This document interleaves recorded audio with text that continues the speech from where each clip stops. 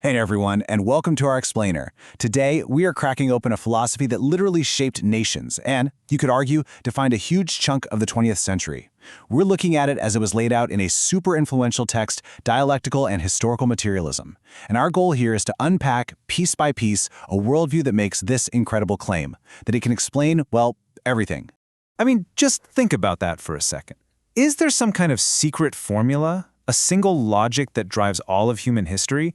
Something that connects the building of the pyramids to the smartphone that's probably in your pocket right now? Well, the philosophy we're about to explore says yes, absolutely. And not only that, it claims to have found it. So according to this particular work, this grand formula is actually a complete worldview, a lens for seeing, well, everything. And it's built from two main parts that fit together like puzzle pieces. So let's get into it. Let's put these pieces together and see what kind of picture they create. Okay, so what are these two big building blocks? Let's start with the absolute foundation of this entire way of thinking. The first piece of the puzzle is called Dialectical Materialism. Now, the easiest way to think about this is like, it's the philosophy's operating system. It's the core method for understanding reality itself. The approach is dialectical, which is just a fancy way of saying it sees the world as being in constant motion, always changing, and driven by conflict and contradiction.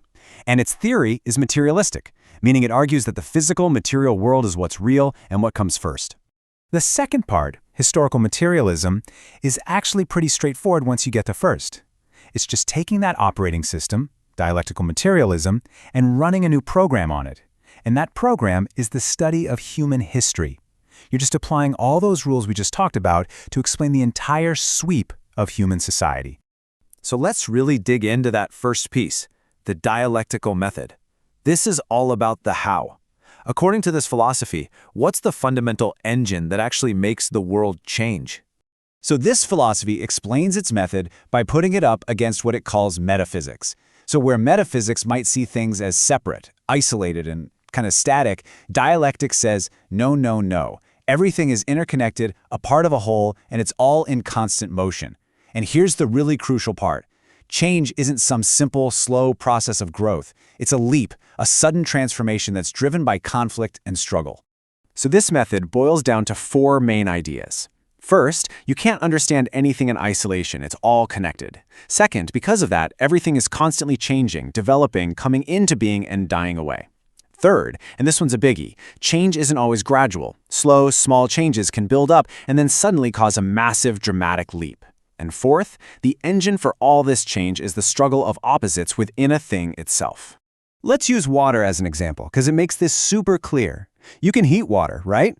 You raise the temperature 1 degree, 2 degrees, 97, 98, 99 degrees. These are all quantitative changes, but the water is still water. Then you hit that one specific point, 100 degrees Celsius, and bam, it undergoes a qualitative leap. It fundamentally changes its state and becomes steam. That's the principle in action, quantity suddenly flipping over into quality. And to really get that fourth feature, this quote from Lenin sums it all up perfectly. This worldview argues that everything in nature contains its own opposites, like a battery has a positive and a negative pole. There's a bit of the old and a bit of the new in everything. And development, or change, isn't a smooth ride. It's the constant, unavoidable struggle between these internal opposing forces. All right, so that's building block number one. We've just covered how this philosophy claims the world changes. Now let's grab that second block and look at what it says the world is actually made of. And just like before, materialism is really defined by what it's not, idealism. So idealism argues that ideas or consciousness or some kind of spirit is primary and that the physical world we see is just a reflection of that. While materialism completely flips that script. It says, nope, the physical, material world is the one and only reality. Our thoughts, our consciousness, that's just a product of the material world, specifically a product of our very physical brains. This quote here from Karl Marx just nails the concept. From this point of view, an idea isn't some mystical, floating thing. It's literally just a reflection of the real material world, processed and translated by our minds. To put it super simply, the idea of a chair can only exist because the physical chair came first. Okay, so we have our two building blocks, right? A dialectical method for how things change and a materialist theory for what things are. Now we get to the main event, applying this entire philosophical engine to the grand story of human history. And this brings us to what is arguably the single most important concept for understanding history through this lens, the mode of production. It sounds complex, but it's just how a society produces the things it needs to live, food, clothing, housing. And here's the core argument. This one factor is the foundation, the base, that determines everything else about that society. We're talking its laws, its government, its art, its morality, everything. Now, this mode of production itself has two sides to it. On one side, you've got the productive forces.